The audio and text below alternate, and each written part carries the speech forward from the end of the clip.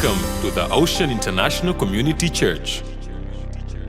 We learned last week from the story of the Good Samaritan that we are all each other's neighbor when we help each other in need. So in the 45 minutes of getting to church, we have been served by all these people.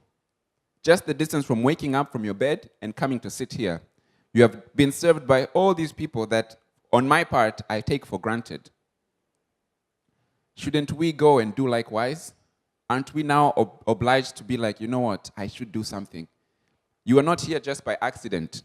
The roads that you drove on were not miraculously appeared because you needed to go to church. Someone had to work to provide them. So someone has served you in a way. And within just the few minutes of coming to church, all these people have served you. So mustn't you go and do likewise? We might think that because we paid for it, it's not service. You know, I pay my bills. Sometimes they even cut the water. Sometimes I pay for TANESCO and they still cut the power, you know. So you're like, it's my right. But Jesus paid the ransom for our salvation with his life. Yet we did not deserve it. And our works cannot justify it. We cannot say, well, Jesus, you definitely had to die because I needed to be saved. We did not earn Jesus' death. He did it out of his love. And our works cannot justify it, only by his grace. So number one, why do we serve? For we have been served by our Redeemer and by our neighbors. Even now, as you sit and listen, you are being served. I want you to turn to your neighbor and say, you got served. You got served. Can someone reach into that bag and turn off that phone? I recognize the tone because it's mine. Turn to your neighbor and say, you got served. Now I want you to ask them, will you go and do likewise? And I'm going to give you 1 minute to hear what they have to say.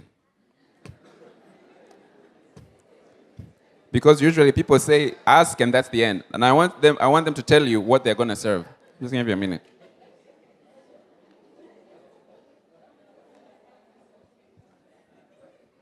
Okay, I don't want to make it a long list. The things you mentioned are enough. You might not even do half of them. Second reason why we should serve comes from the book of Esther, chapter 4, verse 6 to 17. The title is Mordecai Persuades Esther to Help. It's Esther chapter 4, verse 6 to 17. The background is there's a guy called Haman who has been given a title, made prime minister by the king. And then the king said everyone should bow down to Haman. But then there's a guy named Mordecai who's like, never. I will not bow down. He's a Jew. And then Haman finds out and he's like, what? This guy don't know who I am. So what he does, he has a beef with one man, but he goes to the king and says, you know, king, there are some people in your kingdom scattered. They don't follow your rules. They don't practice your ways. I think we should just have them killed. Like out of all the options he could have had, prison, punishment, training, he went straight for death.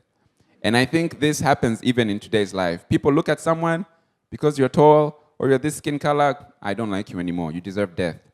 So this is what was happening back in the day in Esther's time. So Haman has ordered all the Jews to be killed, and then Mordecai now is sad and he's wailing and he has sackcloth and ashes, and he's outside the palace. So Esther sends one of his helpers to go and talk to Mordecai. So from verse 6 it says, so Hathach went out to Mordecai in the open square of the city, in front of the king's gate. Mordecai told him everything that had happened to him, including the exact amount of money Haman had promised to pay into the royal treasury for the destruction of the Jews. He also gave him a copy of the text of the edict for their annihilation, which had been published in Susa, to show Esther and explain to her. And he told him to instruct her to go into the king's presence and beg for mercy and plead with him for her people. To put this in context, it's like when we were children and you have done something wrong and you are the youngest and your siblings say, go and tell dad that we are sorry. This is what Haman was telling. This is what Mordecai was telling Esther to go and do. And as usual, you wouldn't just be like, hey, dad. Well, for some of us, when you're told that, go and speak to your father, you prepare. You don't eat lunch probably that day. You put on your Sunday clothes. You sweep the house in the morning. You do all these good things to prepare the context for the request. So Hathach went back and reported to Esther what Mordecai had said. Then she instructed him to say this to Mordecai. All the king's officials and the people of the royal provinces know that for any man or woman who approaches the king in the inner court without being summoned, the king has but one law, that they will be put to death unless the king extends the gold scepter to them and spares their lives. But 30 days have passed since I was called to go to the king. So you can imagine the situation. It's tense. 30 days, you've not been called, and someone is telling you, just go. And you know if I just go without being called, it's death. And you know it's always like this. Always someone else telling you, you can do it. You know, you got this. I got your back. Although here Mordecai was being for real. He couldn't go, and Esther was in a position to go. So when Esther's words were reported to Mordecai, he sent this back. Now this is where I want us to focus, one of the places. He said, do not think that because you are in the king's house, you alone of the Jews will escape. For if you remain silent at this time, relief and deliverance for the Jews will arise from another place. But you and your father's family will perish. It says here that sometimes we might think we are the only solution to someone's problem. But apparently we are not. If we are not faithful, God still is faithful. So even if we do not do what we are required to do, God will still send provision. But he goes on and says, but who knows but that you have come to your royal position for such a time as this. So you may not be the only one, but you are the one and only at this time. You are not the only one, but you are the one and only at this time. For it could be that you, sitting here at church, are the solution to the hurting, or solution to that someone you know, or you know nothing about.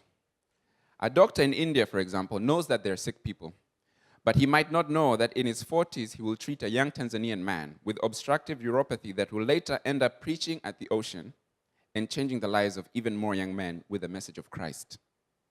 He could have decided not to, but he would not have known what he would have caused in the future. Another doctor would have stepped in his place, and things would have gone as planned. But you are where you need to be to do what is needed. Then Esther sent this reply to Mordecai, which I think we should practice this even when we are sent to our father by our siblings. Go gather together all the Jews who are in Susa and fast for me. Do not eat or drink for 3 days, night or day. And I and my attendants will fast as you do. When this is done, I will go to the king, even though it is against the law. And if I perish, I perish. This phrase is Esther's terms and conditions do not apply. Most of the times we're like, we put the term and condition like, but the king will kill me, and I'm not going. But Esther said, if I perish, I perish. This is revolutionary serving, where your own safety is at the bottom of your to-be list. You have everything you're going to be and do, and at the very end, you're like, okay, maybe I'll add safety. But usually, in today's world, we put safety first. How is that going to affect me? What will I gain? What will I do this? What will I do this? Even when you go and get a job, most of the time you're like, so how much are you going to pay me? What are the benefits? You get the contract, but you're like, oh, yeah. Now I can start reading terms and conditions. We are not driven to serve and maybe, well, you can pay me if you want. I mean, that's not how we are. And you would say like, yes, we need to make a living. We need to provide for our families. You do need to do that. But remember who is supreme over all these things. It is God who is supreme. Would you rather lose God and gain provision for your family? It's a tough question. So Mordecai went away and carried out Esther's instructions. So why do we serve? Number 2, because there is a need. And we are right where we need to be to meet it. We are put where we have been put with what we have to do what is needed to be here and now. If you need prep, if you're scared, if you're worried about your family and everything, do what Esther did. Fast and pray. And then if you perish, you perish. But at least you'll go to heaven. And if you continue reading the story, Esther didn't just perish. You know, she saved all the Jews, didn't she? So it means between the salvation of all these Jews and the order from Haman was just one person's obedience to either decide to serve others or to serve themselves. The risk of serving others was death. The risk of serving herself, well, was probably also death, but she could have gotten away somehow. But she was like, you know what? Let me just go. If I die, I'll die. But she ended up saving the entire world. And this reminds me of another person who also did the same thing, risked their life. They actually died, but in the end, saved the entire universe, and our sins were all forgiven. And his name is Jesus. I don't know if you've come across him. But he also did the same thing. The third reason why we serve is because we will be accounted for what God has entrusted with us. Now, because I want you guys to remember these verses everywhere you go and everywhere you sit, I'm going to use an analogy. Who here would like 1,000 shillings? Come on, guys. Are you that loaded? Oh, please come and get it. I've seen you raise your hand. Come on. Come forth. Do not be shy. Don't look behind you. You. Come forth and receive 1,000, my dear. I am serious about giving out 1,000s. Can you pass it back? Isaac, can you help me pass it back? She's smiling so much, thinking of all the things she's going to buy. It's going to be one great Sunday. Okay, who else had raised their hand? Someone else raised their hand. Yes, you raised your hand?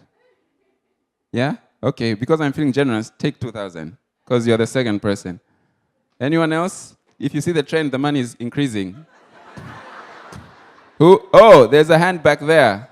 Since you're so far and transport is expensive, you can have 5,000. Isaac, deliver it. Imagine all the things you can buy with 5,000. You know, like, well, yeah, not so much, but anyway. The economy will improve. Keep it. Okay, so the third reason why we should serve comes from Matthew 25, verse 14 to 30. It talks about the kingdom of heaven. It will be like a man going on a journey who called his servants and entrusted to them his property. To one, he gave 5 talents, to the other 2, and another 1, to each according to his ability. To each according to his ability. Not according to the ability of the person sitting next to them, not according to the ability of the person who came before them, not according to the ability of the person who held the position before them, but to each according to his ability. Then he went away. He who had received 5 talents went at once and traded with them, and he made 5 talents more. So also he who had 2 talents made 2 talents more. But he who had received the 1 talent went and dug it in the ground and hid his master's money. Now after a long time, the master of those servants came and settled accounts with them. And to he who had received the 5 talents came forward, bringing 5 talents more. I hope you have an extra 5,000. Saying, Master, you delivered me 5 talents. Here, I have made 5 talents more. Please bring my 10,000. Yeah, go get it. And this is without even going through business school. Thank you very much. Whoa, this is great. I love preaching. Whoever has 2,000, get ready. I have made 5 times more. His master said, well done, good and faithful servant. You have been faithful. Oh my gosh. You know, in first service, they said they'll send it via Tigo Pesa. I like second service.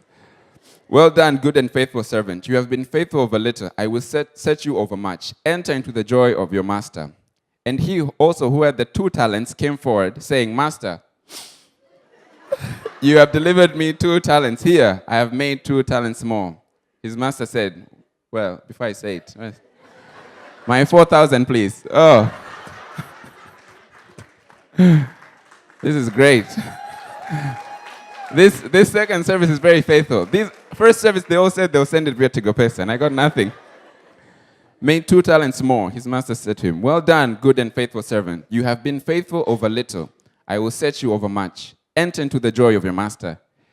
He also who had received 1 talent came forward, saying, Master, I knew you would be a hard man, reaping where you did not sow, and gathering where you scattered no seed. So I was afraid. And I went and hid your talent in the ground. My gosh. And you come to church. Here, you have what is yours. But his master answered him, you wicked and slothful servant. I mean, imagine being called that even at work. Your boss coming in and telling in front of everyone, you wicked and slothful servant. You don't even know what slothful means, but it feels bad. You knew that I reap where I have not sown, and gather where I scattered no seed. Then you ought to have invested my money with the bankers, and at my coming I should have received what was my own with interest. So if you have been given something and you are not faithful enough to work at it on your own, you should have at least given it to someone who could have done something. So take the talent from him and give it to him who has 10 talents. That 1,000 should go to... Or you bring it and I'll give it to her later. Isaac. Just keep it here for safekeeping. Can you get it from me, please? So you find me after for the 1,000. Give it to him who has 10 talents. For to everyone who has will more be given, and to he will have, and he will have an abundance. But from the one who has not, even what he has will be taken away. And cast the worthless servant into the outer darkness, in that place where there will be weeping and gnashing of teeth. I don't think we want to be put in that place. We don't want to be put in the gnashing and weeping and gnashing of teeth, do we? But yet, we want to just keep the talent hidden so that we can give it back. And if you look at this phrase, the two servants who gave 4 and gave 10, they got the same response, didn't they? It said, you have been faithful over little. I will set you over much. Enter into the joy of your master. To both of them. It didn't say, oh, because you gave 10, enter more into the joy. And you who gave 4, just enter until here. No. Both of them received the same response. Because each did to their own ability. And that is what they were accounted for. And you would think that the one who kept what the master had given, I was like, it's here. It's in good condition. It's the same thing. You would think he would be like, pass for, okay, well, good job. Try again next time. Come in. No, he was cast out. Imagine. Under human terms, you'd think that's not fair. He kept what he was given. The master didn't say, go and invest, did he? He just gave them and left. He didn't say, take my money, go and invest. He didn't even give an instruction. But yet, they were accounted for. So then, how we become good and faithful servants when we are faithful with what each, according to his ability and her ability, women are not exempted, are given. And that individual ability is what is accountable. Don't look at what you could have done with what you don't have. Do with what you've got. The things we have been given, it doesn't matter what it is. You might think that, some things I gained them on my own. I went to Mwenge, haggled for this top. It was 15,000. I reduced it to 2,000. It's mine. No, but even that God has given to you. All the things that we have been given will be accounted for. Let us not be afraid and hide our talent. Or worse, squander it in ignorance. So why do we serve? Number 3, because we will be accounted for what God has entrusted to us. We will be accounted for what God has entrusted to us. And you can do so much with the little that you have. I remember when we were kids, we used to sing this song. I don't think as adults we sing it anymore. If you do sing it as an adult, well, okay. I don't want to be in a position of judging. But I think most of us know it. It goes like, this little light of mine, I'm gonna let it shine.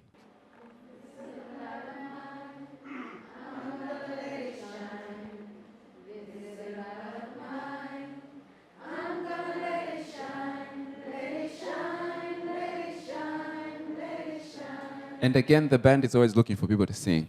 And you're sitting there. You'll be accounted for. So you see what we used to sing? We said this little light. We didn't have to wait for it to become a huge spotlight. But as we grow older, somehow we lose our faith and say, you know what? This is not enough. It's just 1,000. I'll just bury it. You know, I don't have what... He has 2. They have 5. But you won't be judged because he had 5 and you had 1. You'll be judged because you had that 1 and what did you do with it? So let us serve because we'll be accounted for what God has entrusted us with. 4th reason, last but not least, and going further, when we serve others, we serve Jesus. Recently, someone told me that I make good animal sounds. Well, I didn't know. I just made them, and someone says they're really good. So I'm going to let you guys judge. Then I'm going to do another experiment so that you remember this verse. You'll tell me what these sounds are, okay? What's that? Okay. How about this one?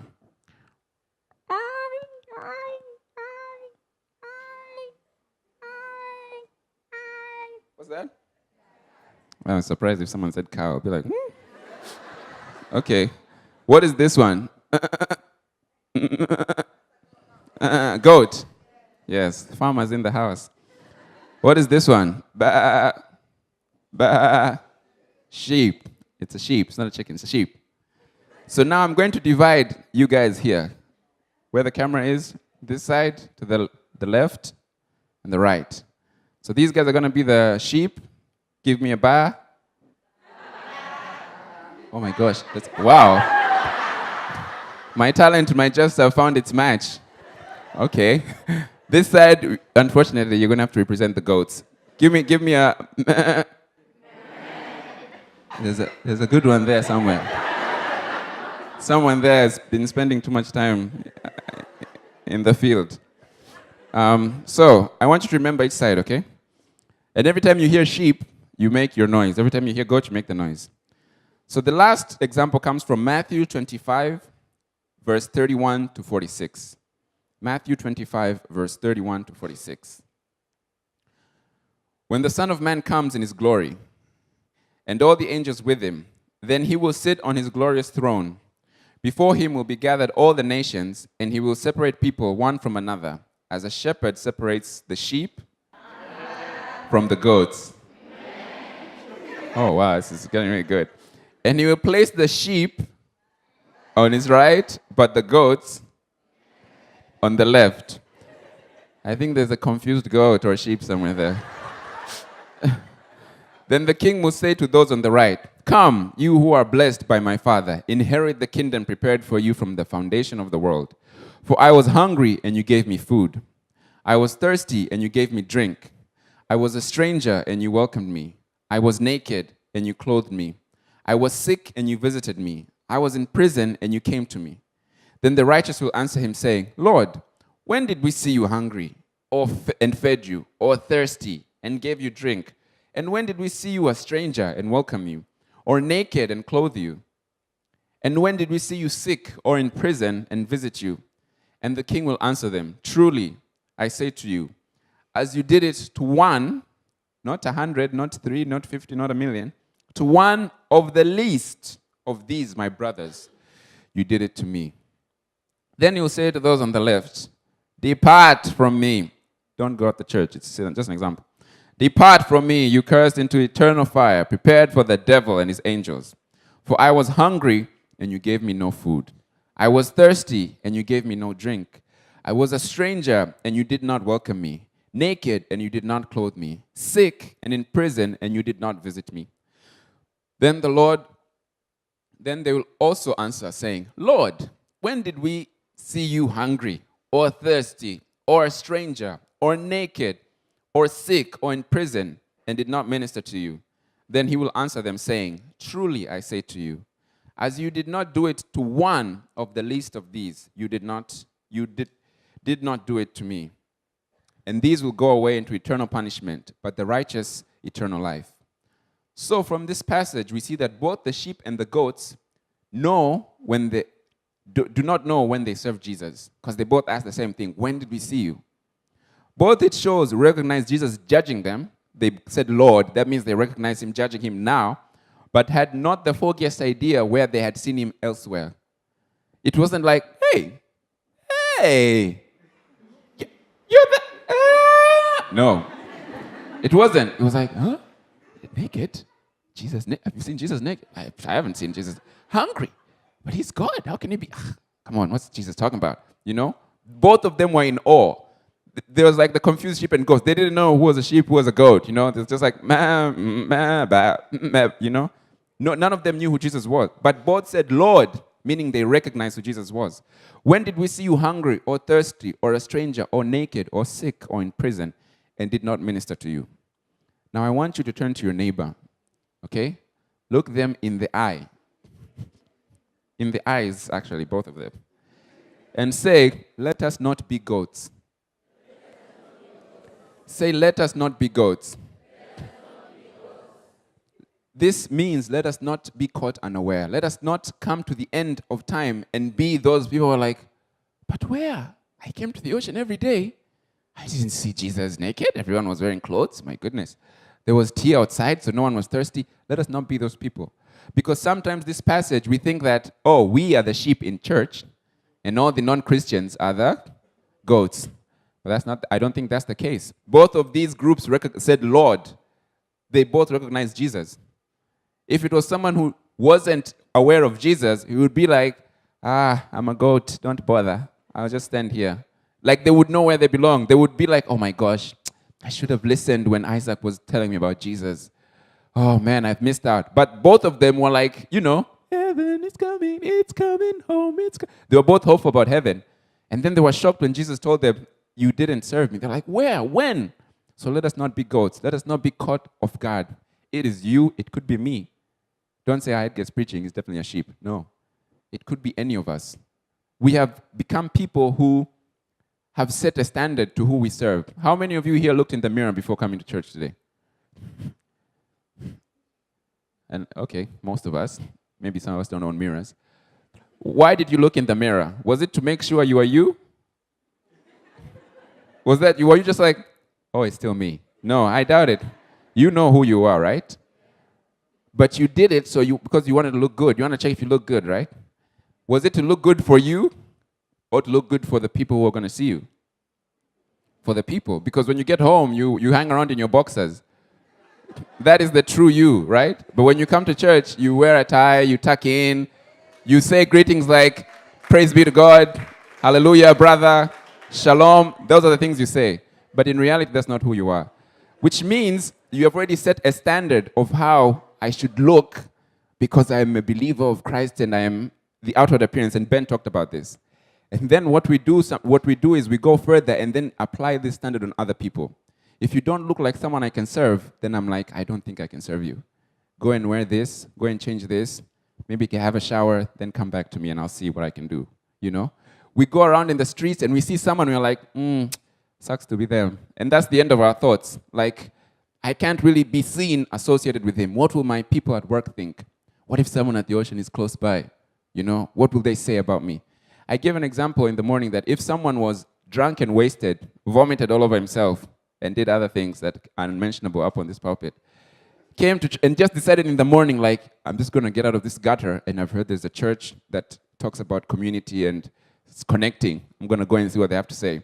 Came and sat, you're all seated here, and you see that empty chair right in the middle. Came and started to shimmy, like, sorry, excuse me, smelly, and would you be like, wouldn't that be our reaction? I know it would be mine. I'll be like, I might pretend I'm going to the toilet, come back and sit here. Because I will not want to be associated with that person. Either they don't smell good, or they don't look good, or there's something about them. And we have already set that standard. And so we would not want to be seen with that person. If Gervas is taking pictures, you do But if someone is dressed up, looking good, a celebrity, you always try to be in the picture. Why is that? Because we have set standards of who we're going to serve. And then when we become goats, we are surprised. When did we see you, Jesus? Oh, I came into church, but because I was stinky and smelly, you thought I was not worthy of your service. Someone told me something really touching when we were out at coffee. He said, if the church really did live as how the word says, there will be no such thing as kupiga mzinga. And what kupiga mzinga means is if you've ever met someone who's like, you talk to and then they're like, hey, so do you have 3,000? You can lend me, I need to do something. Like they come to you, but inevitably they want money or something. But he said it is that way because we see problems and need, but we ignore them.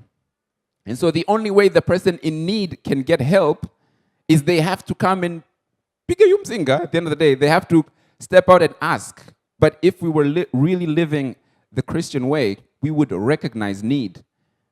And he said if people would come here hungry, a person would not have to beg for money for food. We would see, have you eaten? Oh my gosh, come now, I will serve you right at this instant. I will cater to your need. And that will be way more important than sitting here and listening to the sermon, especially for someone who is a deep Christian, a matured Christian. How much matured do you want to get before you can start serving? If that was the way we lived, people would not need to beg, and because they would know that if I'm in need, someone will meet my need. It's like a baby. A baby does not come and beg, Mama, Nyonya, Mama, I want to breastfeed, Mommy. They don't. The moment they're like, you want to feed. What's wrong with your diaper? Like, they might just be like, I'm just practicing my voice. But you're always there to help. A baby doesn't have to struggle to ask for your service. So imagine if we were able to treat each other in that way. And that is revolutionary serving, because it requires you to put an effort to notice other people. Not to just wait and do your responsibility, like, I'm serving at kids, I will be at kids. If you're not a kid, please don't even ask me. Don't even look this way. But if we were seeking people to help, because Jesus, in the story of Jesus, how many times have you seen Jesus, it says, come by, and Jesus sat down and started to receive gifts? Or when Jesus sat down and started to receive applaud? He was going here, baptizing, giving either the word, giving either service, giving either healing. Even the donkey that he took, he tell them that the Lord has need of it. Like, it's not just give, but we have become like the reverse Christian, where we think we deserve, this is my portion, my year of success, I will get it. And then what do we do for the rest of everybody else? Is it not their portion as well? So in general, why do we serve? Because salvation came to us on the way to someone else. We were saved to serve. Salvation did not come to you and stop there. It came to you so that it can begin somewhere else. It comes to you so it can begin somewhere else. Salvation came to us on the way to someone else. Let us close our eyes and pray. I would like to invite anyone here today who has come and wants to give their life to Christ, or if this message has touched them in any way and they would like to commit their lives to Jesus, knowing that they are signing up for everything else as well as service, for love and for service, for salvation and for service, and that they are ready to pick up their cross and follow Jesus to serve his people as Jesus serves them. If that is you today, if you're here, I invite you to raise your hand with all eyes closed. I invite you, thank you very much, thank you very much, thank you very much. Anyone else? Anyone else? Thank you very much. Let us say this prayer together. Dear Lord, I thank you for saving me. I pray that I may serve others. I pray that I may trust you with everything. For Lord, you are great. There is nothing that you cannot do, and you are willing to do more in my life. I pray that I am able to do the same. Amen. I would like us to just clap our hands for the person who raised their hands in celebration. And if we at all have experienced what it is to be saved, we know what a great step this is and how much more this person is going to get into. So I'd like us to clap our hands one more time like we are actually excited. Thank you very much. So today we're 10 minutes early. So these 10 minutes, I want you to go outside and use them to serve. Okay, don't squander them. Use them to serve. I think we're 10 minutes early, unless this clock has stopped. But I also want you guys to remember what we talked about today. So I'm going to give you a short way to remember. When you think of serve, if you can't think of anybody else, if you can't think of your neighbor, if you can't think of Jesus for some reason, if you can't think of God, think of Edgar, the preacher. Edgar, right here. And some people call me Ed. So think of these 4 things. Why do we serve? Because we are served. Served, E-D at the end, Ed. Again, why do we serve? Because we are needed. Ed, again. Why do we serve? Number 3, because we are accounted for, E-D at the end. And number 4, why do we serve? Because of Jesus. And Jesus loves Ed. So I hope you remember these things. Thank you very much.